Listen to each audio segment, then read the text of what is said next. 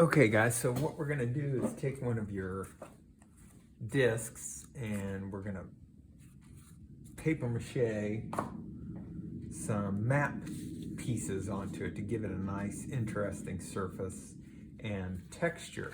You've got maps in your bag of goodies, kind of like this. What I would recommend you do is open up the map, and it tears pretty easily along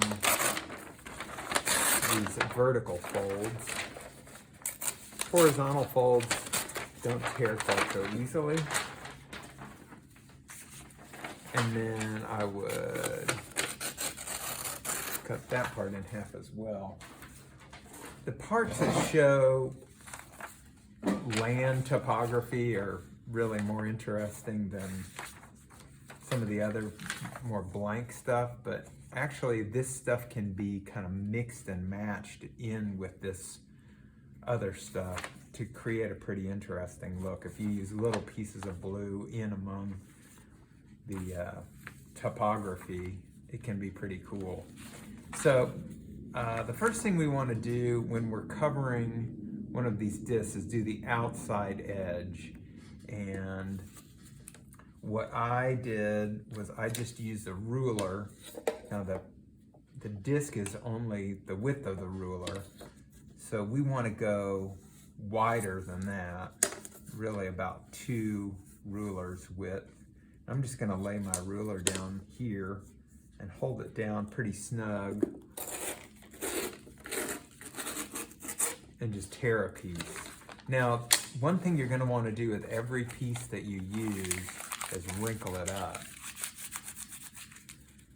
Wrinkling it makes it a little softer. It breaks some of the fibers in the paper, makes it more malleable, bendable, flexible, and it will stick better. Okay, so we want to get it good and soft.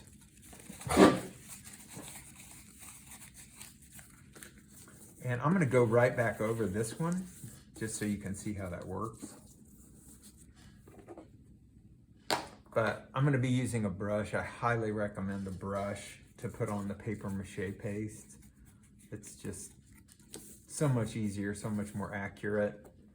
So pretend this is your blank cardboard disc, and we're going to put a nice amount of paper mache paste on the edge.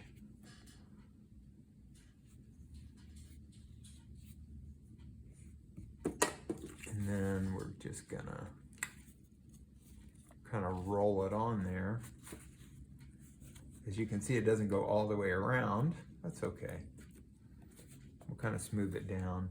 Now, if you were just to fold these over the edge, that would work, but it would get really lumpy around the outside edge. So what I like to do with my scissors is just make these little relief cuts all the way around, and I'm going about every ½ an inch or so. And then I want to make sure that I have some good paste coverage right in here. And then I can fold these little flaps down one at a time. And they do overlap, but they don't wrinkle on top of each other and create a big unruly wrinkle that is hard to flatten out. So those flatten really nicely, as you can see. Do the same thing on the other side.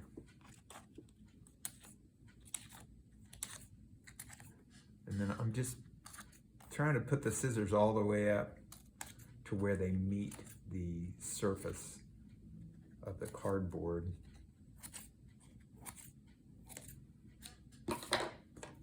And then again, nice coating of paste.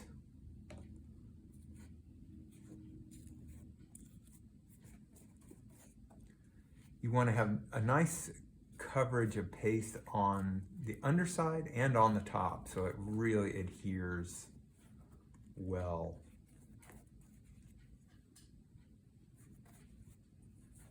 You know by now having used this stuff, especially with the paper towel, it needs a little time to dry, but it will adhere nice and tight. It'll cling tightly to that surface once it dries.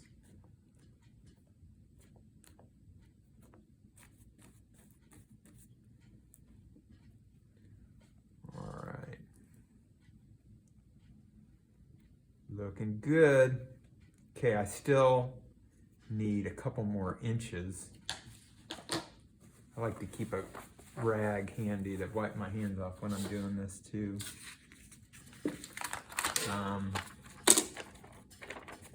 We're probably only gonna need about that much. So, same deal, we're gonna wrinkle it up.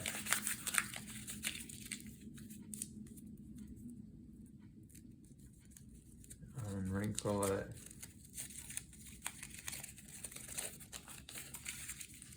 Wrinkle it back up. I like to wrinkle it at least 2 times. You can feel when it starts getting soft. That's when you know it's going to behave for you a little better. Okay, so back to the paste.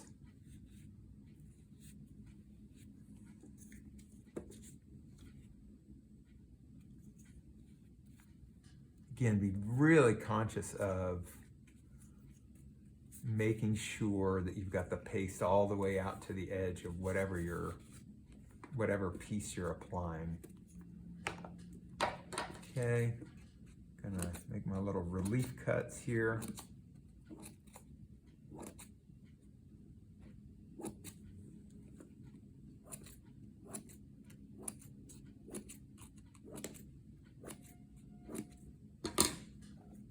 A little more paste underneath those.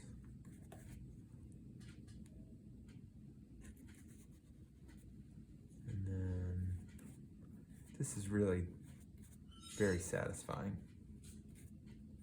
It's kind of like a meditation.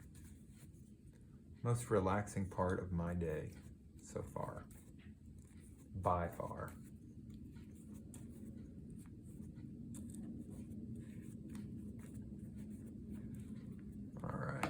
And you just can't be smushing it in with your fingers. The brush sure is nice, but it's hard to beat the old press it down with your fingers technique.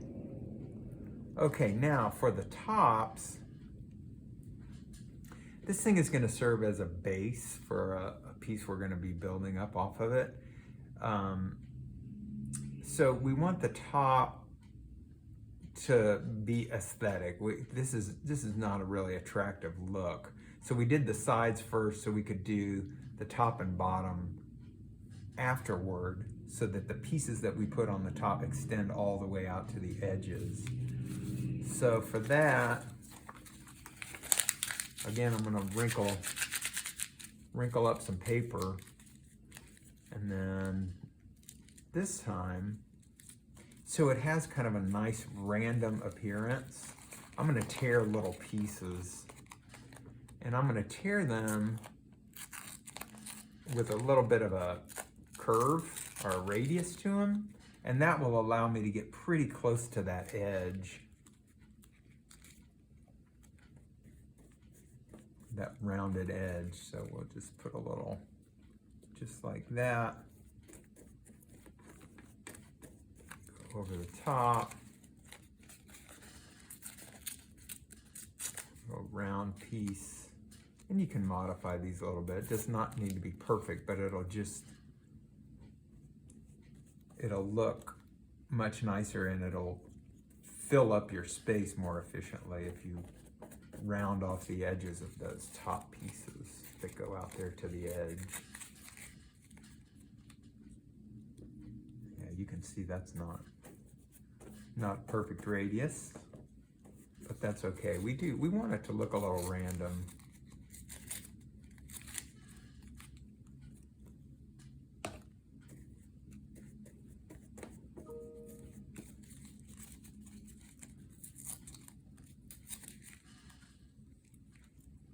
And we're going to go ahead and do this on both sides. Now you may ask yourself, why would we do both sides if we're only going to see one side? Why do we want to do the top and bottom if we're only going to see the top? Well, that's a really good question, but there are two important considerations. One is, you really don't know which side is going to look better, because we could just consider this side practice and then maybe try a little different technique on the other side. So what appears to be looking good while you're putting it on there might not look so good once it's dry and once you get a second look at it. So one reason is you might have better luck with the other side, the way it looks. But the other thing, the second reason we're going to do both sides, is whenever you're saturating a material like cardboard with something wet like paper mache, it's always a good idea to counterbalance and put the material on both sides, so it will help prevent it from warping, because it will be pulling, as it dries, it will be pulling from either side, trying to dry out and flex. And if we only do this to one side, it won't, it will potentially pull and warp considerably. All right, so you get the idea here.